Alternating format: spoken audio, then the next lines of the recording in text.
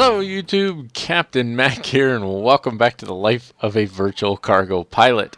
Today we're going to continue our FedEx global tour, or at least part one of the global tour. It is a 4-part series with a total of 80 flights, and we're going to be flying in our MD-11 from PMDG once again. Now, I spent a little time before this video refamiliarizing myself with this airplane because I think in the last episode I was kind of all over the place and it was a little messy. So I was hoping to get things just a little bit cleaner on this one. So we're going to be picking up our checklist from where it says on the checklist, continue here after turnaround. So remember, we have a full flight tutorial on this aircraft. You should see something popping up in the top right hand corner that'll direct you to that if you haven't seen it yet. And so we're going to be starting this flight with the aircraft pretty much powered up. There's still quite a bit of work to do, especially for this particular airplane. But oh, I hate when it switches to this view where there's nothing out there. I don't know why, it just annoys me. But anyway, the aircraft's already got power on it. We're basically in a turnaround state. The cockpit or the flight deck is not cold and dark. And so we're going to hop in here and we're going to pick things up at this point on the checklist. And somewhere along the way, I'll probably make strange accent sounds because my wife's sitting here and wants me to talk strangely, and I have no idea why, and she just got really excited at the thought of that. So if I start talking a little weird, you can blame her. So let's hop on the flight deck and let's pick up at that point in the checklist for our turnaround. Alright, here we are on the flight deck, and we, as you can see, obviously we've got power on the aircraft. Lots of things have been done. We have not done the FMC/CDU yet. But we're going to jump into this point on the checklist. We already ran most of the checklist items across there, so all this stuff should have already popped up. It's all part of the sort of pre-flight preparation. I don't remember what I named the checklist, but anyway, it's all part of that. So jumping in here, we got to jump up top. We're jumping all over the place, apparently. Is that the seat right there? It is. That's the seat. I just noticed that. Anyway, engine APU and fire test. We need to push and hold, and we need to verify that engine 1, 2, and 3 fire sounds are all played, and that's this guy up here. Engine 1, fire. Engine 2, fire. Engine 3, fire. Engine 1, and then it'll just keep going through it like that. And now we're ready to go straight to the APU. So the APU power button is going to come on. Now this is the power button down here. And then I believe it starts automatically. So it says once you push this button, it's already starting it. Look at my tutorial because I talk about it in there, but it's been a while since I did that tutorial. But anyway, we're going to check that the APU power available light is flashing until it's available, and then it will be illuminated steady. That's this one right here. So when that's illuminated steady, then we want to look for the AC, DC 1, 2, and 3 off lights are all extinguished. And that is, I had to find them earlier too. AC, DC 1, 2, and 3. Let's see here. There's AC1, AC2, AC3, and then DC1, DC2, and DC3. Okay, there we go. They're all extinguished. AC tie 1, 2, and 3 arm lights all need to be illuminated. Let's see, where's the AC tie? The arm lights are not illuminated right now. There's 1, there's 2, there's 3. But this light's not steady yet either, so we'll just wait and see if those come on. Gen 1, 2, and 3 arm lights are illuminated. That's these 3 down here. And then bus off lights are extinguished, and APU start stop light will be illuminated as well. And there you go, it went steady now, and there's the AC 1, 2, and 3 tie lights or arm lights are all illuminated. So fantastic. Okay, trim air off light, need to verify that that's extinguished. I just lost my place here. Where's trim air? Ah, there it is, down here. Trim air off light is extinguished. And then test the annunciator lights that jump down over here. overspeed. And we get that warning the whole time. Tons of lights, and I don't know if you know this, but there are literally tons of notifications on these screens down here. It's absolutely insane how many notifications you can get on those screens. Overspeed. Alright, so that takes care of that. Cabin pressure system light, verify extinguished. It is. Cabin outflow valve, verify it's open. A little, you just see the needle right there is in the open position, so we're good on that. And then air APU switch needs to go on. That one's down here. And same thing happened last time. When I try to click it at first, it doesn't do anything, and I don't remember why.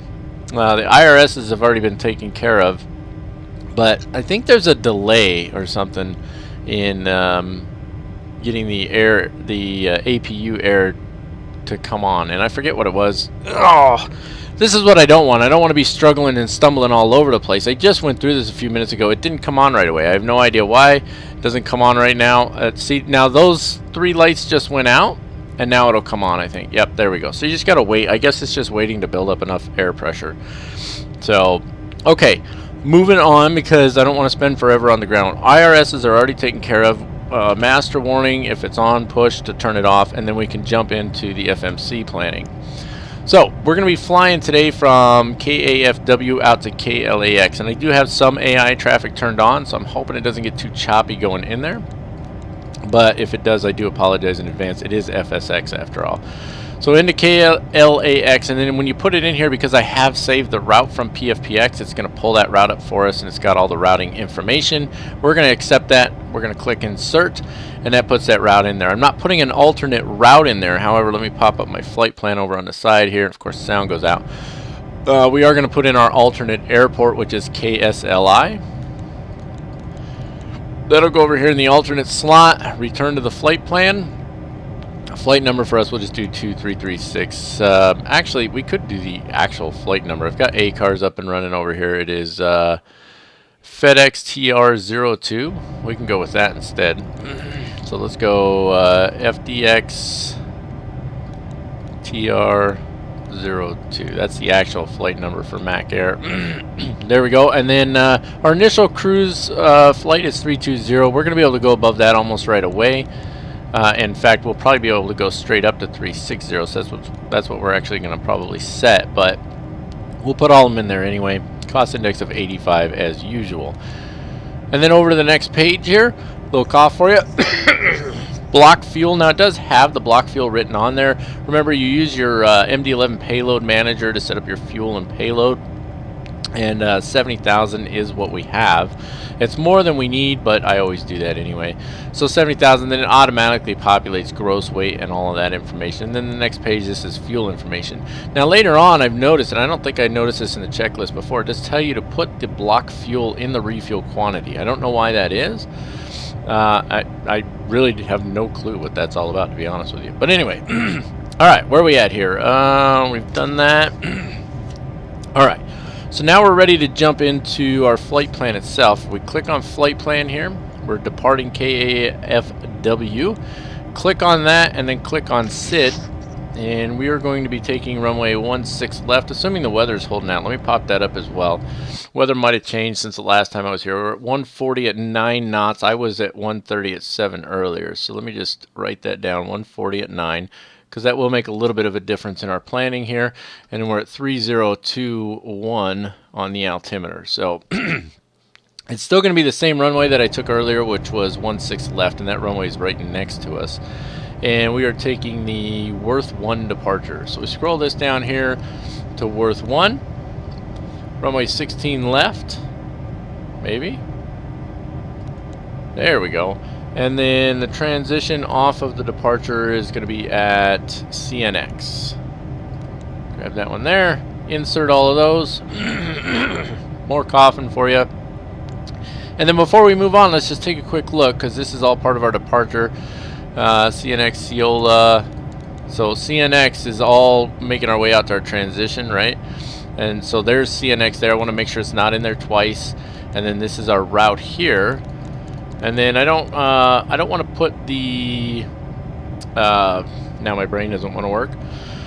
I don't want to put the arrival runway into LAX yet, but you can see it's already showing CVU2 into LAX, and that's the arrival that we want to take. Now what happens when I go in here and I put CVU2 in there? There it is, and I'm not going to choose a runway yet. I'm just putting CVU2 in there.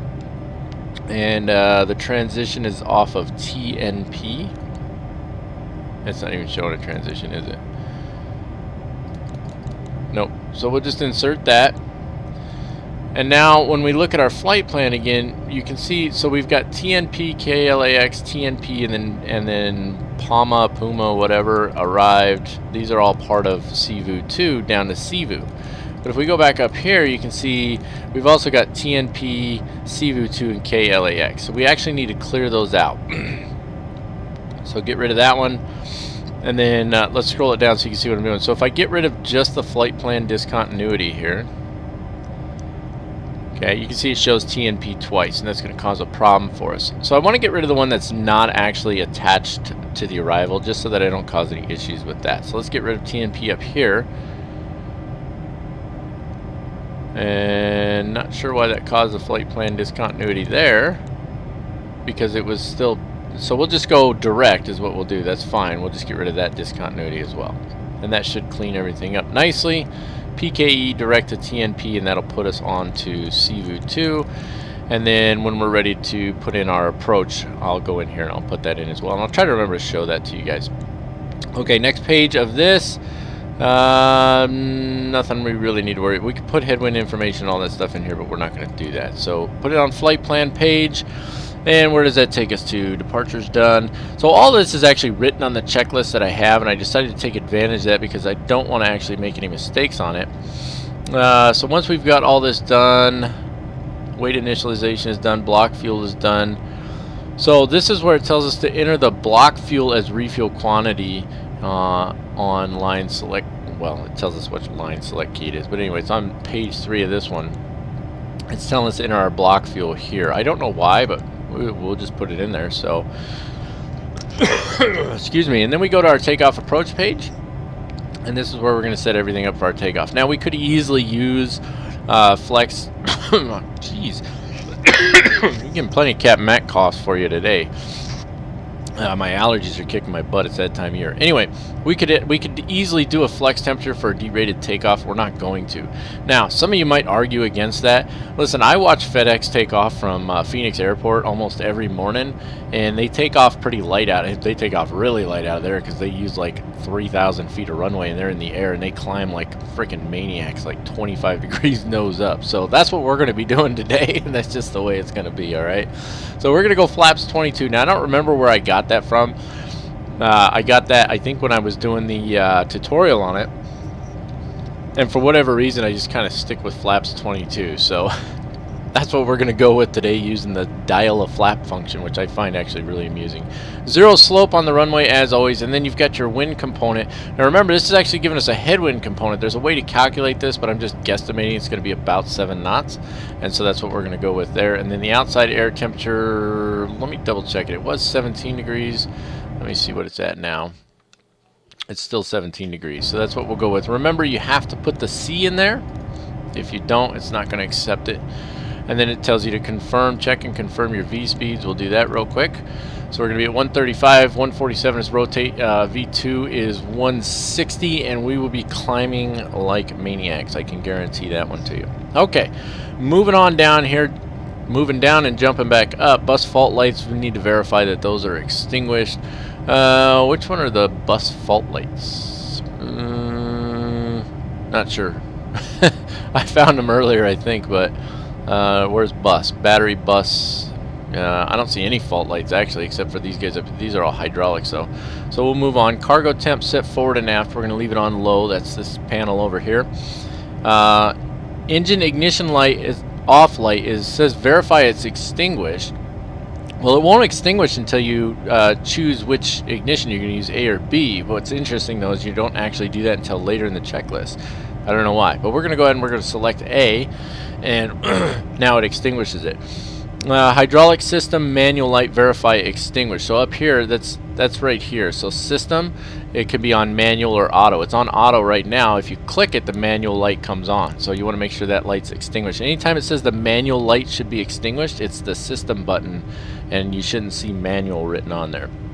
Hydraulic system 1, 2, and 3 pressure lights verify illuminated. That's these 3, and they are. Hydraulic pressure test button push. That test takes forever, so I'm not going to do it right now. It says it takes about 1 minute. It takes more like 4 minutes. So we're not going to mess with it. Moving on. Now I know somebody's going, oh no, you have to do that. You have to do that. It's a sim. We'll be fine. I promise. Smoke electric air selector verify normal. Did I find this one? I don't even know if I found this one earlier. Yeah, it's this knob right here. Smoke and electric air, normal. I don't know what that is, but there you go, it's on normal. Drive 1, 2, and 3 switches are all guarded. Drive 1, drive 2, drive 3, all guarded. And then the same thing for the cab bus switch right next to it. That one's guarded as well. Arm the emergency power. There we go. Air mask switch, verify guarded. That one's down here. This is the air mask switch right here. Fuel system manual light off. Again, system light shouldn't be on manual. That's on air though. Same thing though. Down here, manual light is off. And then exterior lights, landing lights should be retracted. That's these two here. They are. Nose light should be off. It is. Left and right wing and runway turnoff lights are supposed to be on. It says on and extinguished. I don't really know what that means, but we're going to turn them on. Nav lights verify on, and then extinguished in this case means that the light should be off. Let's see what else. Logo light on. Sure, why not? I mean, it's light out, but why not? Beacon and high intensity lights off. That's this one and this one. Those are both off. Flap limit and elevator fuel auto and all lights extinguished. I had to look for this one too. It's up here though. Flap limit, elevator fuel auto, all lights extinguished. We're good on those. Cabin pressure controller verify open, which it is. This one here. Cabin pressure. I'm sorry, that was cabin pressure valve. Cabin pressure controller verify it's on auto. I guess that's this one, the system probably. Manual versus auto. That'd be my guess.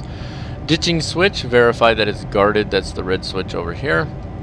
Anti-ice and defog are all extinguished. That's these down here, and they are. And let's see, now down to the flight management. Well, I don't know what the FMA, flight management / autopilot. Anyway, barometer inches HP. We've already got that set. And there was something I did earlier. There we go. I like that a little bit better. So we're going to set it to 3021. Rotate 3021. That's pretty high pressure. That's 24. There we go. 3021. And let's see. Minimums control knob to RA, which it is. You can just make it out. It's selected on RA there. Hey, look, he's landing in the wrong direction. Imagine that. Heading readout. The magnetic readout should be indicated on the nav display, which it is, 165. And then set this as desired. It's fine where it's at right now. Indicated airspeed should be at 250 or an alternate speed. We're going to leave it at 250. Heading should be indicated on ND, which it is. And then cross-check between that and the standby compass. All you get is compass still, because you can put this away up there, so it doesn't actually tell me what the heading is, and I'm not going to zoom up there and try and verify how close they are to each other, so we're just going to leave it as it is. Excuse me. Alright, bank angle selector to auto, it's already there, I don't mess with it. AFS override off switches are up, that's the auto flight system override switches. And then set your assigned initial altitude. I just want to double check over here real quick for our departure. I haven't looked to see if we have any altitude restrictions yet. So let's see where we. Wow, we're going out here to CNX. Boy, that is quite the departure. This is the first time I really looked at it, and I know you guys are probably thinking, "Wow, you can't see it." I know, but we're going out to CNX, so. I'm just looking. I'm not seeing any hard restrictions on altitude. That doesn't mean I haven't made a mistake there, because I often do, but I know we're going to be able to go all the way up to 36,000, so that's where I'm going to put this right now. 36,000. Oxygen mask test. That's this guy down here. Click on it. You should hear it. Maybe. Yeah, that sounds kind of weird, doesn't it? Nav display clock verify correct time display. That's on this guy right here. This is also where your timer's at. I don't think I was able to find this during the full flight tutorial, but your timer's the blue one down here, and then there's your clock right there, 1728, and that's GMT. Gear, verify that we got 4 green lights, which we do. CT gear normal, up light, verify extinguished. That's this one down here, and it is extinguished, so we're good on that. System display, open that up. And then open the config page, and I don't think there was a config page, but let me double check. Oh yeah, there is. So config page, click on that one. There's our config there. And then gear test. So what you're gonna do is you're gonna push and hold the gear lever down and verify that you get 4 red lights. So you'll get 4 red lights here and you'll get red lights here. So if you just left click it, and then you can move your mouse off of it and let go of the button like you do any other button you want to hold down, and you can see everything turns red, and then just left click it again and it goes back to green. And then we do the throttle test, so we should get a warning for all 3 throttles. Interestingly enough, we never seem to get them on throttle 3. So there's 1, 2, and then I don't get it on 3 for some reason. So that's probably an error, but it is what it is. Flap takeoff selector, so this is the dial a flap thing right here. We're going to do flaps 22, so we want to scroll this all the way to 22, and there you go. Quick and easy. Set heading of departure runway, which, what was it, 166, I believe. Yep, 166. So rotate this to 166. There we go, and you can see that's almost the direction we're facing right now. Auto brake needs to be put in the takeoff position. That's over here, hidden behind the throttle quadrant here. Left click it to put it in the takeoff mode. What else we got here? Extinguish, gangway, we don't need to do anything with that. Doors are all closed, door slides are out of the way, and that takes us into our engine and pushback. So we'll be back here in just a second. I'm going to make sure I didn't miss anything, and we'll get going. Alright, let's go ahead and jump right into our engine start and pushback checklist here. As far as the clearance is concerned, we don't need to worry about that. Beacon light needs to come on, and auxiliary hydraulic pump 1 needs to come on. I actually had a hard time finding this one earlier. First of all, beacon light over here is now on. I guess it was already on. I forget, because not all of these are the same. Like beacon light's on right now, now it's off, now it's on, right? Kind of a pain in the butt. Auxiliary hydraulic pump 1 is this guy right here. Turn that on. And then engine ignition A or B push. Well, we've already selected A to turn the engine ignition light off earlier. So fuel system manual light and air system manual light, verify those are extinguished. So here's air. Manual light is again on the system, and then on the system there. Manual light's extinguished on both. Parking brake will come off, and then we'll commence the pushback. Now we're going to use the pushback feature that's built into the FMC here. Excuse me. So let's go ahead and start with that. Oh, it wouldn't let me change the total distance. And ground cockpit. Go ahead, Captain. We're all set to go up here. We've been cleared to push and start at your discretion. Roger that, ready for push. Power and air are clear, doors closed. We are ready for pushback. Release parking brake, please. Release the parking brake. Okay, parking brake is off, cleared to push. Brakes off, here we go. I just want to verify that ACARS is, the clock is ticking now, which it is, so that's fantastic. Okay, so as we're pushing back here, we're going to start with engine number 3. It's a very simple process. The engines start themselves, so you're going to right click this red knob here. It pops out, then the light will come on. There it is, light's coming on. You're looking at your N2 here, and you're waiting for that to get to 15, and when it hits 15, you're going to introduce fuel to the system. Very simple. So there's 10, 11, 12, 13, 14, and there's 15. And the engine will start itself. Now you do wait for the engines to stabilize, of course, and they seem to take forever to do that. So we'll wait on that. There's a FedEx A300 right there. They fly one of those in and out of Phoenix as well. Alright, so the ignition, the starter switch kicked off. Now we're just waiting for the engines to stabilize. They do take a minute to stabilize, I can assure you of that. And then once that's done, we will go to engine 1. So it goes 3, 1, 2 is the start sequence. And I'll decide whether or not I want to just edit out the rest of the engine starting process. We'll see. Maybe I will, maybe I won't. Who knows? Alright, that's about as stabilized as she's going to get. Engine 1, right click. Again, waiting for 15 on the N2 here. Boy, he shot right past that line, didn't he?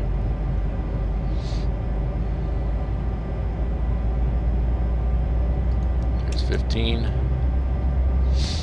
Guess I didn't need to push back quite so far. As long as he doesn't put us in the grass, I don't really care. Alright, we're just about stabilized on engine number 2. Let's carry on with our checklist here. Engine and airfoil anti-ice on if required. We don't need it, we're good on that right now. Air APU needs to go off. And that is this one here. Click that off. And then APU verify off light is so right now it shows that it's off up here. And then galley external power and external power off. I forgot to click those off before we push back. That was my bad. Let's see. Nose light goes to taxi. That's 1 down. Landing light stays off. Logo light goes on. I don't know why it was already on. Anyway, finish pushback, and then verify taxi is indicated on the PFD, which it is right here, taxi. All right. So we're good on all that. And what I'm going to do is I'm going to get my track IR ready, and then when I come back, we'll take care of taxi checklist, taxi out, departure briefing, all that good stuff. Alright, let's take care of this taxi checklist really quick. We've got our taxi clearance already. Taxiways are noted. You guys will get that briefing here shortly. Ground guidance is not requested. We do need to set our flaps. Now, these are a little fickle on my TQ6 over here, but we want to set them to that dial a flap position. And so that's where you want them right there, somewhere within this dial a flap area. Because if you go past it, you're at flaps 28, and we're trying to do flaps 22. Another cough for you here. That's probably getting a little ridiculous on this flight, huh? Okay, spoilers need to be armed. That's shift and tab for me. That arms them. It pops that spoiler handle straight up. Let's see. PFD verify flap setting is indicated correctly, and it is flaps 22. If you can't see that, there you go, flaps 22. TCAS goes to TARA. You're gonna have to right-click this. The mouse wheel doesn't seem to work, so right-click it over to TARA. And set the stabilizer trim as indicated on the takeoff and approach page. So if we hop down here real quick, you can see that it tells us to be at 6.4 on the stab trim. And we can see right here where it's 0.4 right now. So we want to roll that up until we hit 6.4. It's going to take just a minute here. And it gets into the green, which is what we want, obviously. There we go, 6.4 on the stab trim. Let's see, check the takeoff page. We've already done that. Push the nav mode to arm it. So you're going to see it's going to show nav armed over here. There you go, nav armed, popped up top there. And what else? Let's see, hand off to ground tower, not worried about that. That's all for pulling onto the runway, so we're going to hold off on that for the moment. Track hour coming on, big jump here. There we go. Let's see if we can get settled in there. One more clearing of the throat, and what do you say we go ahead and start taxiing out? Boy, that track IR is like all kinds of fickle, isn't it? It's kind of bouncing all over the place. Anyway, let's go ahead and taxi out, make sure that brakes off. It is bringing a little bit of thrust there, and as we start to taxi out here, let's go ahead and jump into that taxi and departure briefing.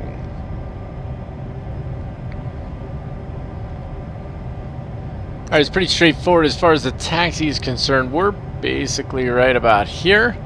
So this is actually semi-accurate, at least in the sim. There's no taxiway here. We're not going to go over this way, though. We're going to scoot down over here, hang a right onto Golf. This is Golf here, I believe, and this is Alpha. Yep, and then we'll take Alpha up here to hold short of runway 16 left. Now let's take a look at the departure.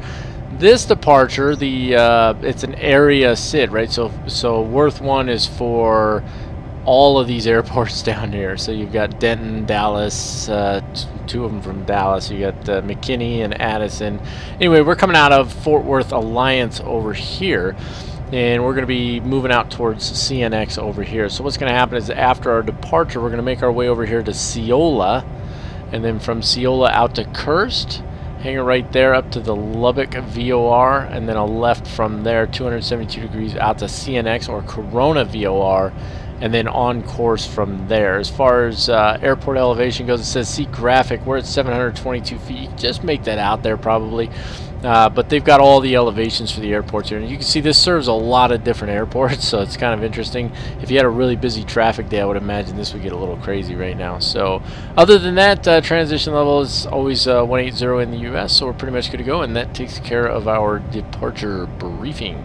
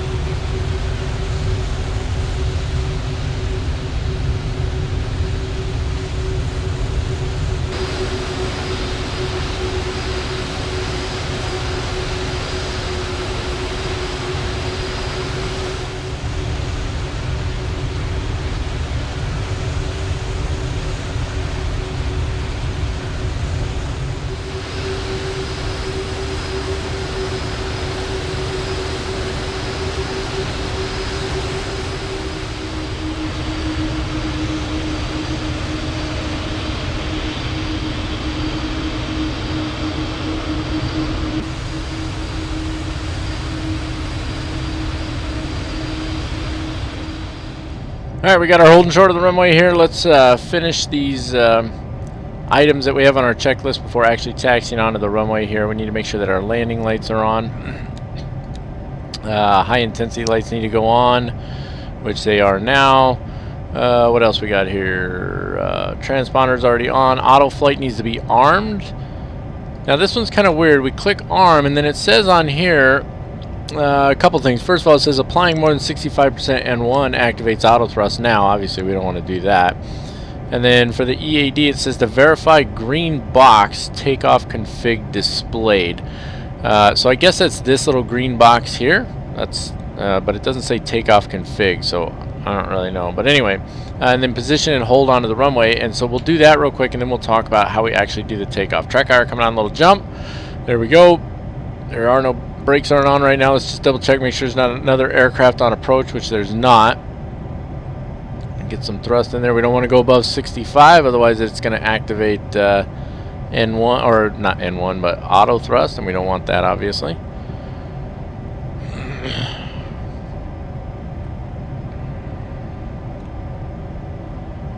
Alright.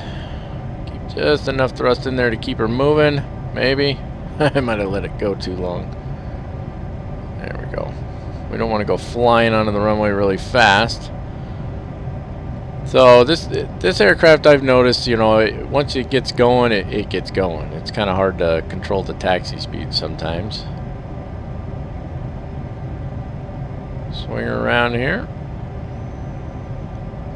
So remember, this aircraft is really long, so sometimes you feel like you're way past the turn point and you're actually not even past it yet. So see, we're gonna have to actually taxi down the runway a little to get her lined up in the center. On runway 16 left. That'll be alright though. See, we're just a little bit left of center right now. There we go. Bring her to a nice easy stop here. Not too bad. We got plenty of runway to work with. She's gonna get off the ground quick, you'll see. Okay, let's get the parking brake on here.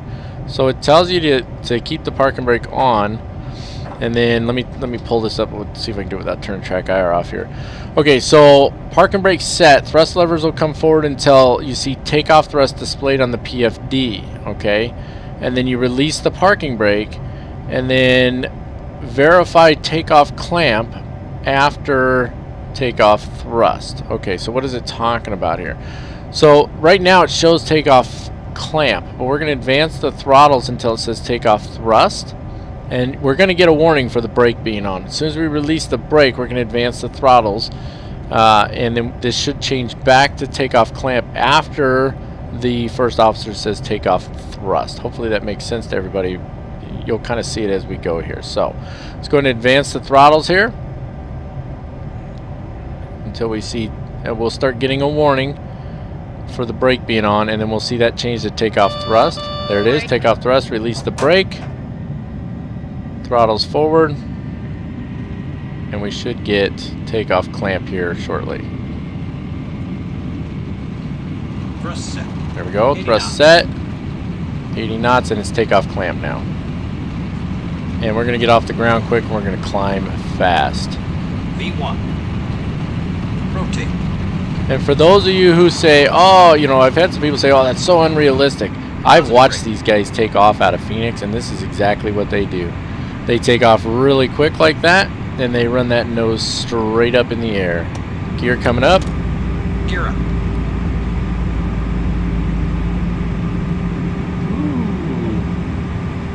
Gotta make this left turn right away. And you can see it still wants us to climb faster, the flight director does. And we're not heavy right now. We're not heavy at all. So this thing's got a ton of power in it. And it just wants to climb, guys. And like I said, I've seen them do exactly this. I mean, they just skyrocket, and it's actually always astounding to me to watch an MD-11 that's not very heavy take off, because they absolutely go straight for the sky, and it is impressive to watch.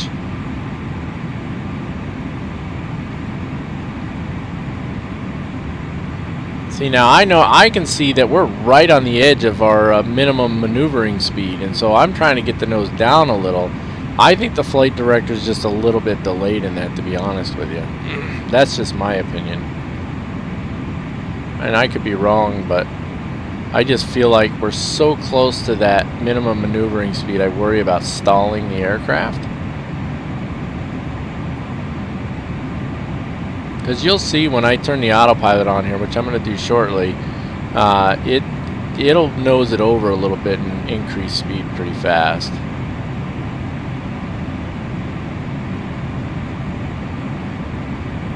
Just following the flight director right now, guys.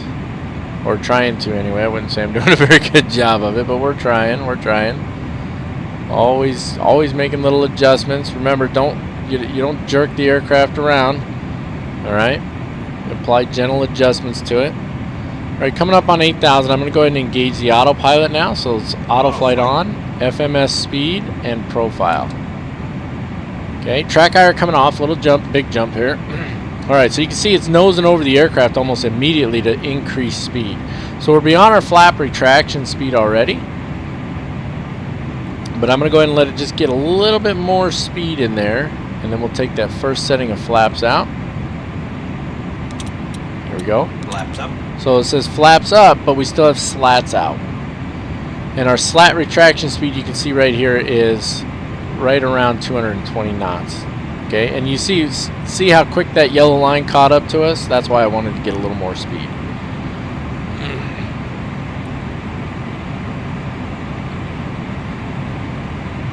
And I'm going to leave the slats out until we get above 10,000 feet so that we don't exceed 250 knots. Because you can see right now that's where our speed bug is set.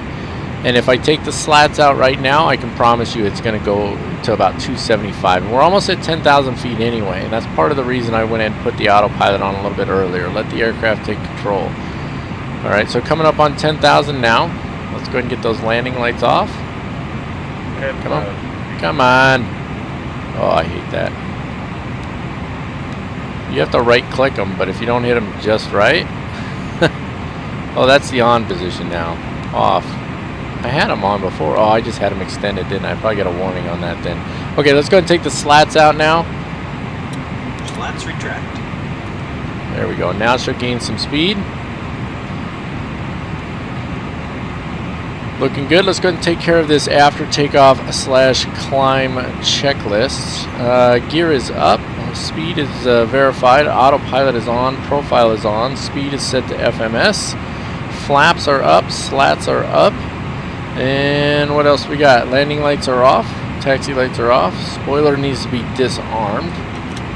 Shift and tab should disarm that, so that handle should be down now, which it is. Fantastic. What else we got here? Anti-ice, all. We don't need those right now. Our temperature's still good. Altimeter readjust above 18,000. Landing lights retracted. Seatbelt signs. All of that good stuff. We are good to go, folks, which means, you guessed it, it's time for some of that obligatory elevator music.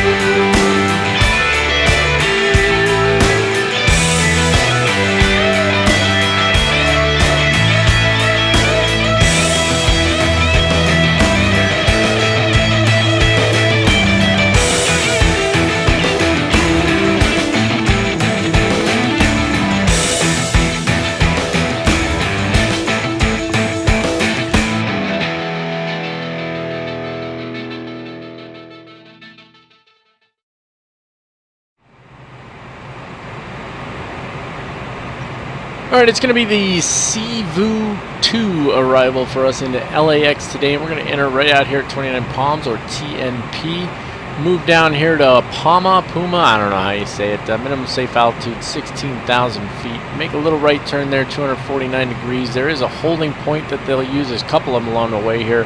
We're not going to be worried about them, but they exist. You've got arrived and then console.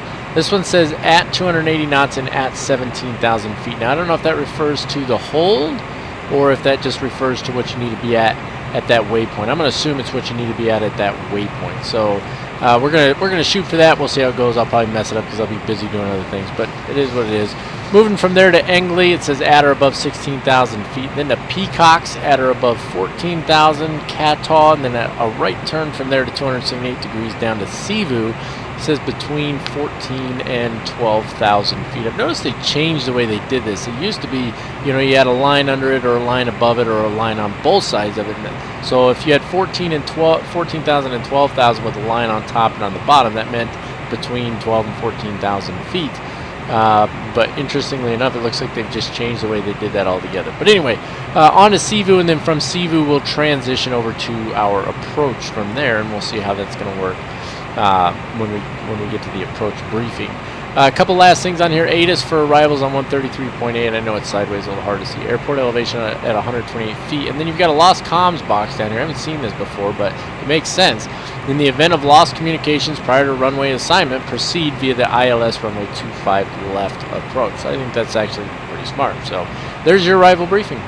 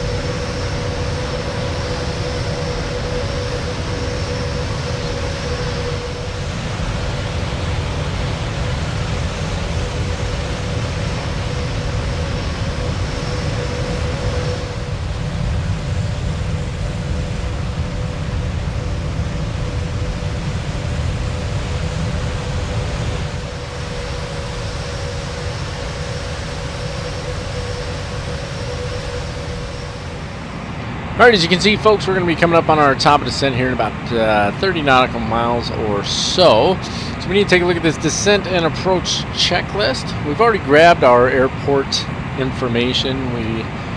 Let's see, we grabbed our weather, we grabbed our, well, you saw it on the, well, you didn't really see it on the arrival brief, did you? Well, you'll see it on the approach brief, so don't worry about it. But anyway, the weather is wind 260 at 7 knots, 3008 on the altimeter with 16 degrees Celsius on the temperature. As far as the FMC is concerned, we've already gone ahead and inserted both the arrival and the approach. Now, I mentioned it when we were getting ready to depart that there could be some issues with coming back later and doing it, and sure enough, there was. Even though I didn't insert the arrival again, when I put in the approach, it automatically applied the arrival a second time, so I had to go through and delete all of those waypoints. It's really a pain in the butt. So just make a note when you're flying the MD-11, don't bother putting your arrival in until you get close to where you need to select your arrival. At that point, go ahead and put it in and put your approach in at the same time. You'll just have to check your weather for that. Real quick, let's go ahead and let's send this on down. We've definitely got some altitude restrictions in there, but I've got them all built in anyway. So what I'm going to do is I'm just take this down to 10,000 for now and keep an eye on it, because I don't want to get below 10,000 until I get past, I think it's Cebu, which is the end of our arrival there. I don't recall off the top of my head. But anyway, moving on. So we've got the FMC taken care of. Seatbelt sign is on. Autopilot altitude reset, we've already taken care of that. And we have to right click this one if I remember correctly. If you left click it, I'll do it. I'll do it for you real quick and show you. If you left click with the little flat hand there, it puts it at the current altitude. So what you have to do is you have to right click it to initiate the descent. So once we get to top of descent, we'll right click it and that'll initiate the descent. Back to the FMC, you go to your takeoff approach page. This is to set up your approach speeds and all of that. So if you go over here to takeoff approach, I chose 50/land. It defaults to 35. I like to land a little slower, especially in this airplane. So 151 is our approach speed with our landing speed of 146. Not sure what the go around is. I've never actually clicked on that. Okay, here we go. So it's our go around information. Let's see, VFR, VSR. You know what? Off the top of my head, I don't actually know what those are. Flap retraction, that's what it is. 214 is flap retraction, slat retraction. 214, and then clean minimum speed is 204 knots. That's what that is there. So return to the approach page there. We're going to land, again, V approach speed 151 knots, VREF at 146. I think we're good on all that. It's got our information in there. You know what? This is going to go silent for just a second here. I just want to grab the approach chart. 109.9 is our approach frequency. We can put that in here. 109.9. You'll see that when we do the approach briefing here shortly. And then the course, we want to put that in as well. Is going to be 251 degrees. So if we put both of those down in here, that'll take care of tuning the radios for us. We don't have to worry about messing with it later on. And that's pretty much it. What else we got on the checklist here? Speed brake spoiler if required. Obviously, that's kind of a given. I'm going to decrease this a little so we can be a little more accurate on the start of our descent. We've already, well, we don't adjust the altimeter until we get below 18,000. That's, we know that. Landing lights, taxi light, all that stuff below 10,000. And then arming the spoilers once we get to the point where we need to arm them. We don't really need auto brakes for this one. We're coming in pretty slow as far as this aircraft's concerned. We've got a lot of runway to work with, so I'm not too worried about that either. And that's it until we get to our actual approach checklist. So hang out here just long enough to watch the start of the descent. Maybe I'll record a little bit of cinematic like I've been doing just to kind of throw it in there. It's not so much to lengthen the videos or anything like that. It's just, I don't know, I like it. I think it looks cool. We should see, if I remember correctly, we should get the decelerate message like you do with the Airbus on here. And when we get that, that's the start of the top of descent, but I don't remember for certain. Yep, there's top of descent there. No decelerate message, but we do get the, I forget what this thing is called. Somebody tell me down in the comments. What do you call this thing? Is it just vertical speed indicator or something like that? Either way, that tells us where we're at in relation to where we're supposed to be as far as our vertical speed goes for our descent. It's our vertical profile. All right, so I'm going to throw a little bit of cinematic in here. Whether or not it actually gets included in the video, well, you're going to know in about 5 seconds.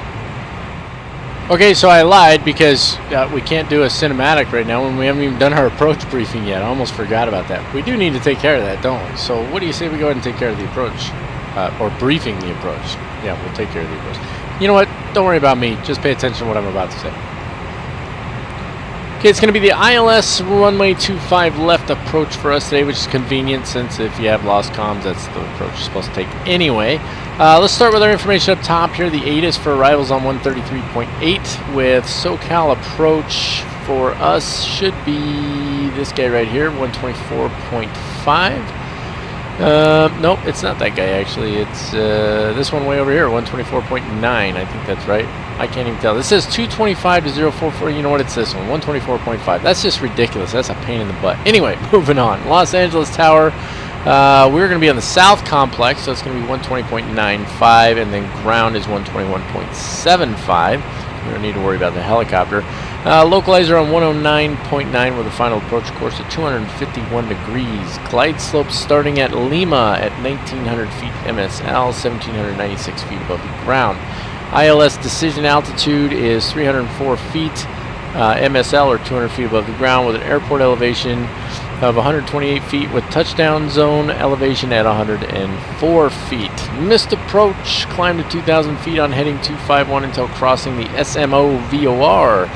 And then you take the 160 degree radial, then left turn on heading 236 and outbound on SMO VOR radial 195 to Catlin intersection, which is 15.7 nautical miles out, and hold. What does that look like? We'll get to that in just a minute.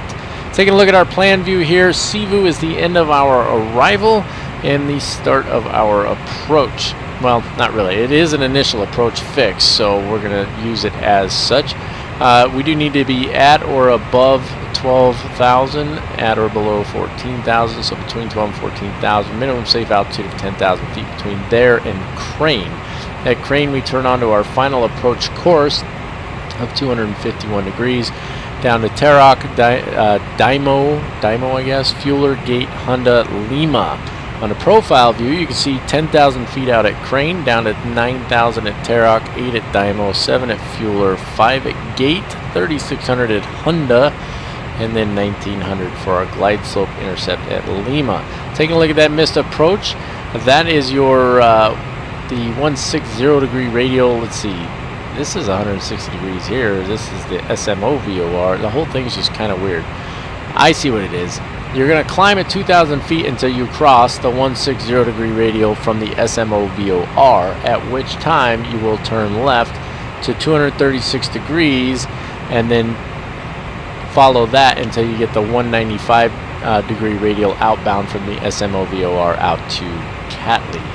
And then that's your intersection there where you would hold. I think that makes a little more sense now that we look at it that way. Straight in landing for runway 25 left for the ILS. 304 feet is our decision altitude. Runway visual range of 1,800 meters or half mile. It's 1,800 feet. 1,800 feet or 1,800 meters? I'm confused now. Runway. You know what? For some reason I'm drawing a blank on that right now. Should be 1,800 feet, right? 1,800 feet runway visual range. For a full ILS approach straight in for runway 25 left. I think I have that right, but for whatever reason it's confusing in my brain right now and I can't seem to sort it out. So there you have it. If the glide slope is out, localizer only approach, minimum decision altitude at 540 feet, so it's a couple hundred feet higher. And then you have a side step for landing runway 25 right. We're not going to be doing that. I think that pretty much wraps up as far as what we need for the approach briefing.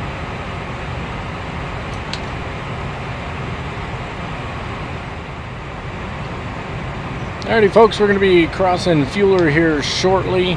I'm sort of manually controlling the altitude here because it just wants to shoot right past those altitude restrictions even though I put them into the FMC. So once we cross Fueler, we can descend down to 5,000 by the time we get to Gate. So we'll just let it come down to 7,000 now until we get across Fueler, which will be here shortly. Or 1.3. When we hit about a nautical mile from it, it's going to tell us that we've crossed it already. There you go. So there we are at 7,000. So we'll put this to 5 now. Right click it. And now it should descend down to 5. And we're also going to see a thrust reduction or a speed reduction here shortly as well. So right now we're at 244. We should see it come down to, I think, 217 or something like that. I don't remember off the top of my head. Remember, as we're coming into LA here, lots of terrain, or not terrain, but auto-gen scenery, all the buildings and stuff like that, even though I've tuned down quite a bit. And there should be quite a bit of air traffic. I've got it at 46%. I haven't actually really seen hardly any airplanes, to be honest with you, but we're liable to get some chop and maybe a bit of slideshow as we get on to final or something like that. So I do apologize in advance if that happens, but it's FSX. What do you expect, right? So as you can see, it just basically scoots on down pretty quick.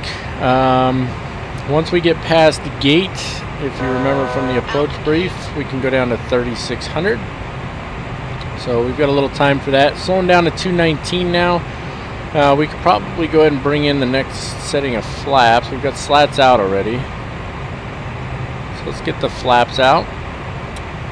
And that's that dial of flap setting to 22. And that lowered our speed down to 177.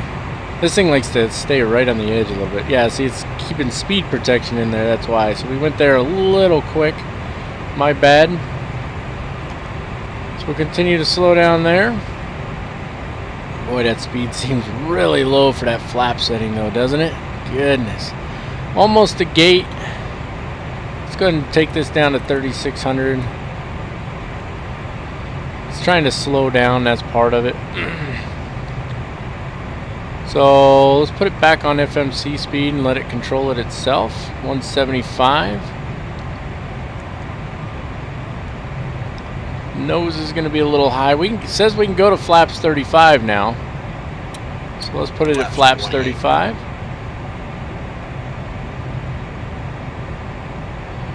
Boy, it really wants to go slow, doesn't it? I'd like to keep it at about 180 for now. There we go. That's where I want it. Alright, continuing on down from here, and then Lima is where we're going to intercept. Ooh, look at that thing nose over, huh? So technically we're going to end up being a little low, I think. Let's see, Honda is where we can be at 36. Yeah, so we'll be alright, but boy, it sure took a nosedive there, didn't it? Alright, so we're just keeping an eye on it right now. We can't do our landing checklist yet because we're not ready for that, so let's just let her come on down a little bit further here. There's a little bit of air traffic out there, somebody right in front of us. We're coming in pretty quick too. Remember, this airplane, it's moving. Alright, there's the thrust kicking in. It's pretty set at being at 170, isn't it? Let's go ahead and set that. Man, this thing comes in nose high, doesn't it? Just about to cross Hyundai, and then it's down to 1900 from there. There's an airplane. Watch, I'll bet you they're going the wrong way too. Just about guaranteed. Okay, there's Hyundai there. And down to 1900, and let's go ahead and press the approach land button here. I think we can do that now, right? Let's wait till we get down just a little bit here.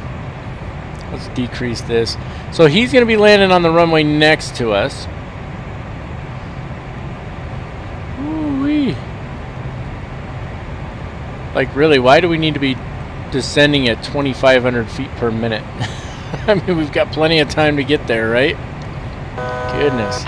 That's one thing I've noticed about this aircraft is when it wants to descend, it'll just descend. It doesn't really seem to care too much about this here. But we're looking all right. And she starts to level out here shortly. We'll go ahead and we'll press that approach land button. And we will carry on from there. There she goes. Starting to level out. Approach land. Land armed. Where is it going? It's already locked on. That was a little wild there, huh?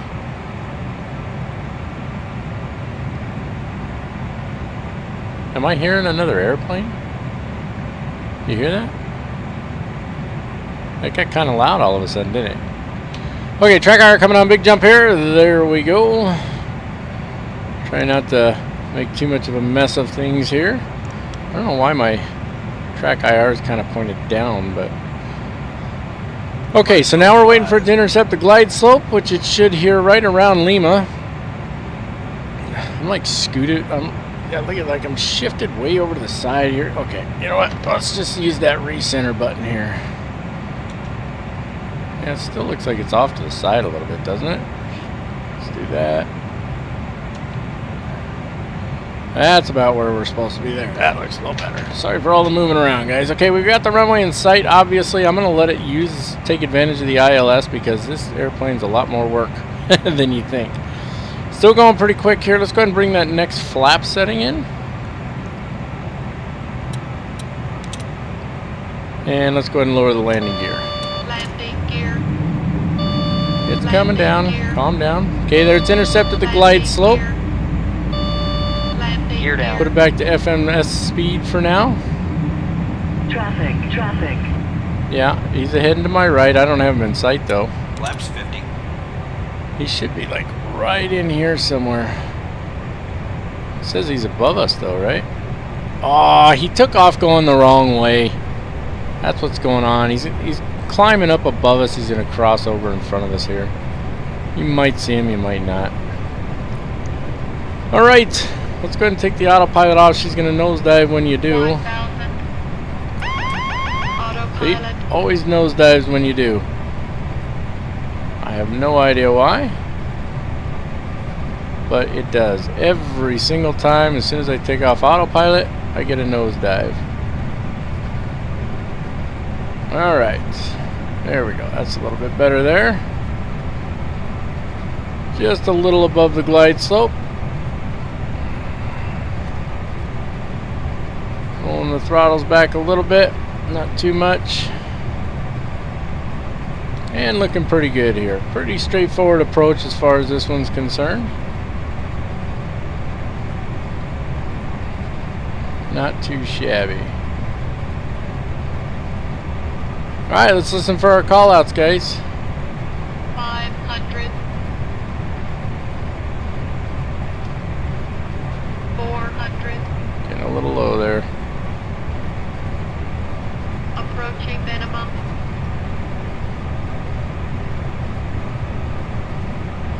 Minimum. And now she's high.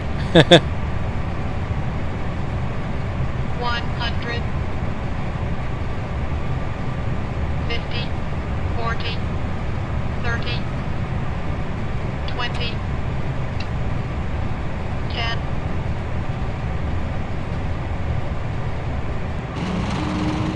We never did our landing checklist because I'm an idiot. Reverse thrust available. I did deploy the spoilers even though I didn't arm them. For those of you who noticed.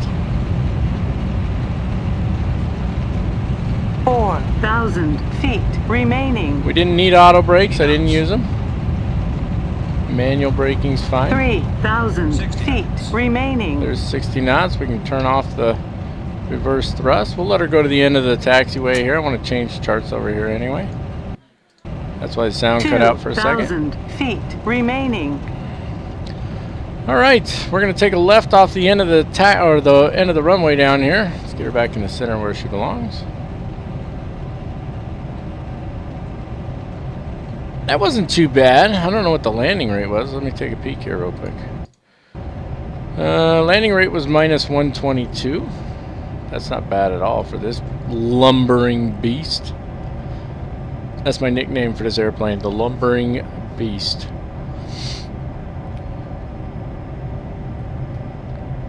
Alright.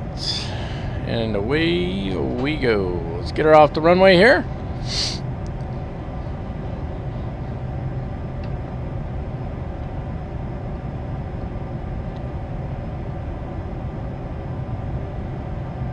And once we get her all the way clear to the runway, we'll take care of this after landing checklist.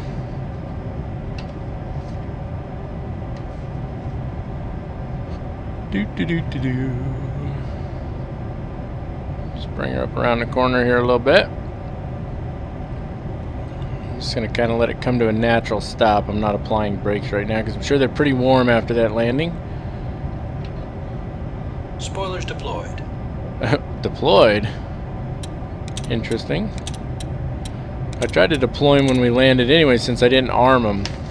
My bad. Anyway, moving on. Transponder on standby. Let's put the TCAS over here. There we go. Transponder's on standby.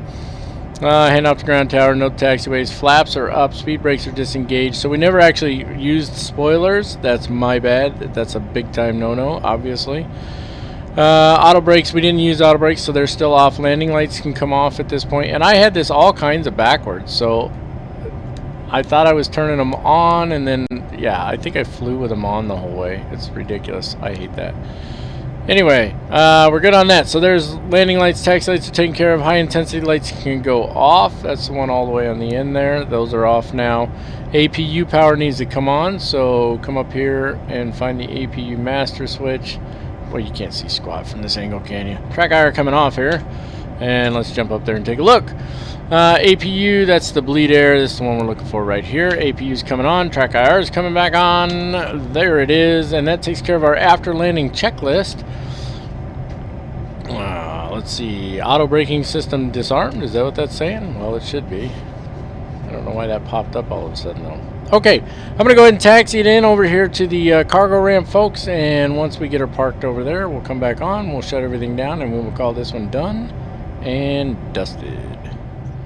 Alright, we found us a parking space. Let's take care of business here. Taxi light was off as I pulled in. I did it right this time for once. Parking brake is set. Engines 1 and 3 fuel flow switches go off. So that's 1, right click it, and 3. And then it says to verify the APU air electric is on, alert on EAD. So that should be down here, right? Yep. Air 1, hydraulics, APU power on. It says APU air electric on. That's what it should say. I think it's just saying APU and air. I guess. I don't know. Am I missing something here? Maybe I got it wrong. Well, the APU is running, so we're good. I think we're good. So once we're good with all that, fuel flow switch number 2 can come off. There we go. And if all our power cuts out, then we'll know we got it wrong. Let's look up top real quick, make sure we didn't mess it up. So the APU was on. We didn't have the APU air on, so I guess maybe we needed to do that. Maybe that was what we were looking for. It just says APU power on still. Didn't change. So anyway, moving on. Seatbelt signs can come off. No smoking sign can go off as well. Doors disarmed. We're not worried about that right now. Gangway we're not worried about. IRS selectors 1 through 3 can go off. That's these guys up here. 1, 2. It's actually 1, 2, 3, or auxiliary. 1, 2, and auxiliary. Okay, all exterior lights off except nav. So these can come off. These can come off. That's nav lights. Those stay on. Logo lights off. Beacon lights off. High intensity lights are already off, so we're good there. Galley, external power, and external power both on if they're available. We don't have them available right now because I don't have them hooked up. So actually, let's do that real quick. If you just hop down to your FMC, go to menu, and okay, we can clear that out. FS shortcuts, ground connections, external power connect. Now hop back up top, external power and galley external power both on. TCAS is already on standby. Anti-ice all off. Cargo temp can go off. That's this one here. Left click it once. APU can come off at this point. Just hit the main switch here. Right? Nope. Maybe it's start stop here. There we go. We'll hit stop there. We're on external power now, so we're good on that. Emergency lights off. Those are down here. Right click once. Nav lights off. Galley external power off, and then external power off. Cockpit lights all off, and then battery off. Left click, and that's gonna wrap it up for this one, ladies and gentlemen. And it's getting a little loud out here, isn't it? Now that's actually not our airplane, in case anybody was wondering. We're to the right of that one. There's us. I don't know why I was showing that one. A little loud out here right now, so I'm talking a little bit louder. Hopefully I'm not being drowned out by whatever's going on in the background there. This was a good flight. I enjoyed this one very much. I hope that you guys did as well. As you can see, there was really no parking space for us. I don't know why they would have, even in the default scenery, only one FedEx parking space at LAX, but that's what they had. So anyway, good flight on this one. Having a good time with it. It's a great way to continue the life of a virtual cargo pilot series, and so we're going to keep doing these, and we're going to start seeing other aircraft in this as well. So I don't remember off the top of my head, but I think the next flight is a different airplane. Maybe it is, maybe it isn't. I love flying the MD-11, so it doesn't really matter to me, but I know we're going to get some 777 flights in there and a whole gamut of other aircraft as well. There's a 763 flight in there, so we'll be flying that one hopefully in the 757 because they are on the substitution chart together. So either way, good flight, good times. I hope you guys enjoyed it. Please give it a thumbs up down below if you enjoyed the flight. Don't forget to leave any comments, questions, concerns. If you have anything negative to say, listen, I'm all for constructive criticism. Just don't be a jerk about it. I really don't appreciate that. And that's it. If you haven't already done so, please smash the subscribe button. Well over 5,300 subscribers at this point, and I am appreciative and grateful for every single one of you. Thank you very much. You can still like us on Facebook. I communicate with some folks on there quite a bit, as a matter of fact. You can follow us on Twitter, and don't forget to follow us on Twitch at CaptainMac3588. We will do live streams again. I can't say when, but we will do them again because I actually really like doing those live streams. They're a good time. So that's going to wrap it up for this one, folks. As always, keep the blue side up unless otherwise instructed by ATC. God bless you all, and have a fantastic day.